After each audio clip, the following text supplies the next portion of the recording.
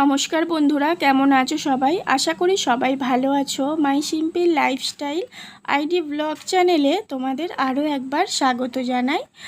শুভ সন্ধ্যা বন্ধুরা।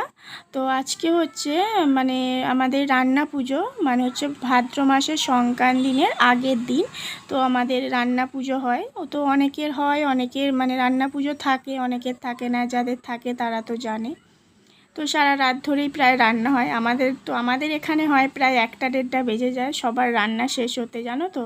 তো এই উনুনটা, যেটা শাশুড়িমা এখন উনুন ধরাচ্ছে, এটা কিন্তু তোমাদের দাদাভাই কালকে উনুনটা তৈরি করছিল, তোমাদের সাথে শেয়ার করেছিলাম। পুরোই কাঁচা, যেহেতু ওয়েদার নিম্নচাপ ছিল, রৌদ্রু হয়নি, পুরোই কাঁচা উনুনই কিন্তু জ্বলছে মা মনসার কৃপায়। তো প্রত্যেকটা পুজো পার্বণ তো যে কোনো ঠাকুরের উদ্দেশ্যে হয়, এটা হচ্ছে মা মনসা ঠাকুরের উদ্দেশ্যে এই রান্না পুজোটা হয়। তো দেখো, এখানে আমার ননদ, তোমাদের দাদাভাই আর আমার শাশুড়ি মা মিলে 3জন মিলে রান্না পুজোর সব কাজকর্ম করছে। তো আমাকে করতে নেই। তো কেন করতে নেই? পিরিয়ডসের দিনগুলো তো করতে থাকে না কোনো কিছু, ঠাকুর পুজোর জোগাড় জাতি কোনো কিছুই করতে থাকে না, সেটা তো তোমরা সবাই জানি। তো সেই জন্য আমার মনটা বড্ড খারাপ, আর আমি বসে বসে সেই জন্য একটু ক্যামেরা করছি। তো গত বছর আমি পুরোটাই সব নিজের হাতে করেছিলাম। গত বছর কেন, আমি প্রতি বছর নিজের হাতে সবটাই করি। আর আর গত বছর আমি যখন ভিডিও করতাম বলে তোমাদের সাথে পুরোটাই শেয়ার করেছিলাম।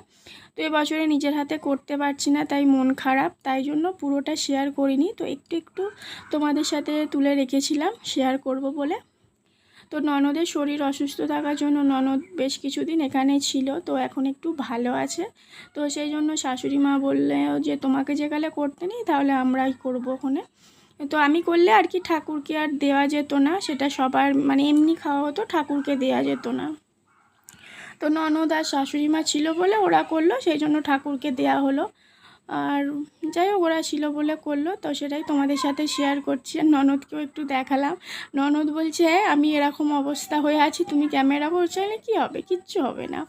তো দেখো, এখানে যত রকমের সবজি ভাজা হয়, আলু, পটল, বেগুন, যাবতীয় ভাজার সবজি, প্রায় 9-10 রকম ভাজা থাকে। ইলিশ মাছ, রুই মাছ, কাতলা মাছ, যে কোনো একটা হয়। তারপরে চালনার চাটনি হয়। আর আমাদের হয় হচ্ছে আলু দিয়ে, মাছের মুড়ো দিয়ে তরকারি হয়, যাবতীয় নারকেল কোড়া হয়।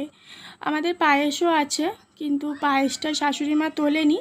আমাদের পুরনো বাড়িতে হয় পায়েসটা, শাশুড়ি মা যেহেতু তোলেনি, তো শাশুড়ি মা বললো আর তুলতে হবে না। ঠিক আছে, বলছে এমনি রাত 12টা-1টা বেজে যায়, আর তুলে কাজ নেই। তো দেখো, সব রকম রান্না ননদ অল্প অল্প করে নিয়েছে। তো ওরও যেহেতু শরীরটা অসুস্থ, সেই জন্য রাতের মতো আর সকালে ঠাকুরকে দেওয়া হবে সেরকম করেছে। আর আমাদের যেহেতু গরম করতে আছে, তো আমি বললাম কাল আমি আবার গরম করব, যেহেতু কালকে বাবার বাড়ি থেকে লোক আসে, তোমাদের দাদা ভাইয়েরও কিছু বন্ধুরা খাওয়া দাওয়া করে, তো সেই জন্য আমি প্রত্যেক বছর আবার গরম করি। তো ননদ আছে, শাশুড়ি মা, সবাই কালকেও খাবে পান্তা। তো আর এখন পান্তা ভাতা সেরকম তো কেউ খায় না, তো তখন খাওয়া হতো।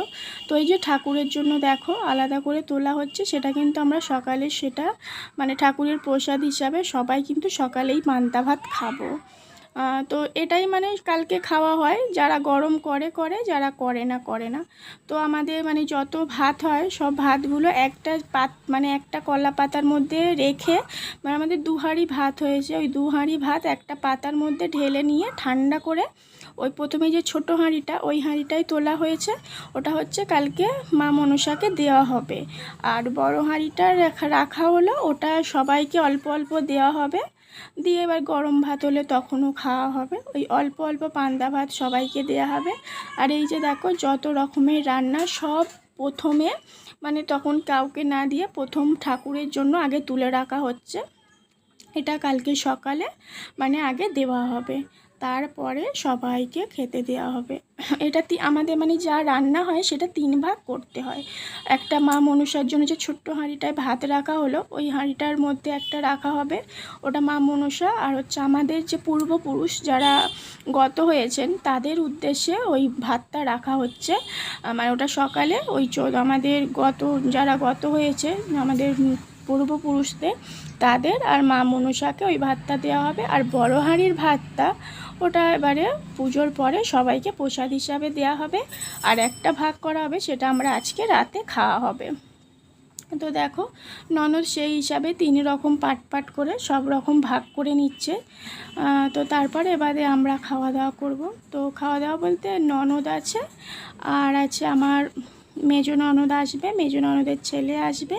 তো আমরা তো এই কজন মিলেই আজকে রাতে আমরা খাওয়া দাওয়া করব। আর এই যে দেখো ভাতের মানে ওই যে ঠাকুরের ভাতে জল ঢেলে দিল, তো ওটা হবে পান্তা, মানে যেহেতু আমাদের পান্তা সেই জন্য আজকে এই গরম ভাতের মধ্যেই জল ঢেলে দিল। এবার এগুলোকে সব গুছিয়ে গুছিয়ে চাপা দিয়ে রাখতে হবে, এগুলো আর হাত দেওয়া যাবে না। মানে যেগুলো আজকে খাওয়ার জন্য বার করে নেওয়া হয়েছে ধরো একটা লোক যদি এক্সট্রা এসে গেল, আমাদের খাবার কোনো কারণে কম পড়েছে, যেটা বার করে রাখা হয়েছে। এখানে কিন্তু সব খাবার আছে, এই যে মাটির হাঁড়ির কাছে সব রকমের খাবার কিন্তু আছে, এখান থেকে কিন্তু আর খাবার নেওয়া যাবে না। মানে এগুলো হচ্ছে আমাদের খুব আর কি কড়াকড়ি নিয়ম আমার শাশুড়ি মার, জানো তো। এখান থেকে কোনো কিছু বার আর করা যাবে না। তবে মা মনসার কৃপায় আমাদের কিন্তু সব কিছু মানে হয়ে যায়, কোনো কিছু কম পড়ে না। এই যে এই দিকেরগুলো দেখো এখন খাওয়া দাওয়া হবে, সবাই আছে যে এগুলো এখন খাওয়া দাওয়া হবে, আর ওগুলো কালকের জন্য, ওখানে আর হাত দেওয়া যাবে না। তো এই হলো রাতে। আর দেখো সকালবেলা উনুনটা পুজো করে নেওয়া হয়েছে, মনসা ঠাকুরের একটা ডাল নিয়ে এসে পুজো করা হয়েছে। আর দেখো এখানে 1 গ্লাস চাল নিয়ে লক্ষ্মী পাতা হয়েছে, এটাকে লক্ষ্মী পাততে হয় এখানে। আর এই যে দেখো এখানে মা মনসা উনুনের কাছে খেতে দেওয়া হয়েছে। আর এই যে দেখো এটা হচ্ছে স্পেশাল মাছ পোড়া। তো এটা হচ্ছে মোরলা মাছ পোড়া দিতে হয়, কিন্তু এখন মোরলা মাছ তো আর পাওয়া যায় না, তো সেই জন্য চিংড়ি মাছ পুড়িয়ে দিতে হয়, তবেই আমাদের উনুন জ্বালতে হয় চিংড়ি মাছ পোড়ালে। আর এটা হচ্ছে আমাদের 14 পুরুষকে দেয়া হবে, মানে যারা গত হয়েছেন তাদের উদ্দেশ্যে এই খাবারটা আমাদের বাইরে দিতে হয়। তারপরে আজকে আমরা যারা বাড়িতে থাকবো তারা খাওয়া দাওয়া করতে পারবো, উনুন জ্বালতে পারবো। ওই চিংড়ি মাছটা পোড়ানো হলে 14 পুরুষকে মা মনসাকে খেতে দেওয়ার পরে তবে আমাদের আজকের কাজ সম্পূর্ণ হলো, এবং তবে রান্না হবে, খাওয়া দাওয়া হবে, লোকজন খাওয়া হবে। তো দেখো আজ হচ্ছে মানে পরের দিনের সকালের ভিডিওটা, যেহেতু এটা হচ্ছে বিশ্বকর্মা পুজো সেদিন। তো ওয়েদারটা দেখো কত সুন্দর। তো আজকের ভিডিওটা এখানেই শেষ করছি। ভিডিওটি কেমন লাগলো অবশ্যই কমেন্টের মাধ্যমে জানিও, আর ভালো লাগলে একটা লাইক করে দিও। আর নতুন বন্ধু যদি এতক্ষণ আমার ভিডিওটি দেখে থাকো, যদি ভালো লেগে থাকে তো চ্যানেলটি সাবস্ক্রাইব করে আমার পাশে থেকো। তোমরা ভালো থেকো, সুস্থ থেকো, সাবধানে থেকো। আবার দেখা হবে নতুন একটা ভিডিও নিয়ে অন্য কোনো দিন। তো চলো আজকের মতো টাটা।